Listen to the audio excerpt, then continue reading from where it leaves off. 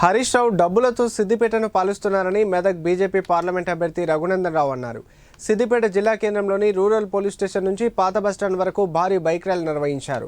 ఈ సందర్భంగా మాట్లాడుతూ రంగనాయక సాగర్, మల్లన్న సాగర్ ద్వారా 1,00,000 కోట్లు దోచుకున్నారని అన్నారు. ఢిల్లీలో లేడు, గల్లీలో లేని కేసీఆర్కి ఎందుకు ఓటేయాలని ప్రశ్నించారు. హరీష్ రావు త్వరలో జైల్లోకి వెళ్లేందుకు సిద్ధంగా ఉండాలన్నారు. దుబాక ఎమ్మెల్యే కొత్త ప్రభాకర్ రెడ్డి ఎప్పుడూ కొత్తనే అని ఎద్దేవా చేశారు.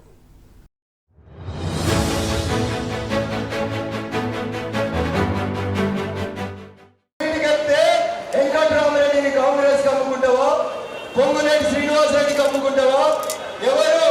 ఎవరు వెంకట్రామరెడ్డి? పొంగులేటి శ్రీనివాసరెడ్డి అని రేవంత్ రెడ్డి పక్కనుండే ఒక మంత్రికి వియ్యంకుడు. అందుకని ఒకసారి దయచేసి ఆలోచించాలి. ఈ ఎన్నికలు హరీష్ రావుకు సంబంధం లేదు, ఈ ఎన్నికలు కేసీఆర్ కి సంబంధం లేదు, ఈ ఎన్నికలకి కారు గుర్తుకు అంతకంటే సంబంధం లేదు. ఎందుకంటే ఢిల్లీలో గెలిచేది, మూడోసారి ప్రధానమంత్రి అయ్యేది ఎవరు?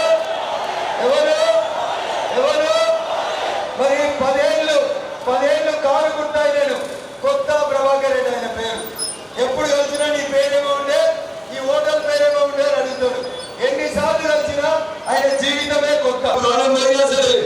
ప్రారంభమైనా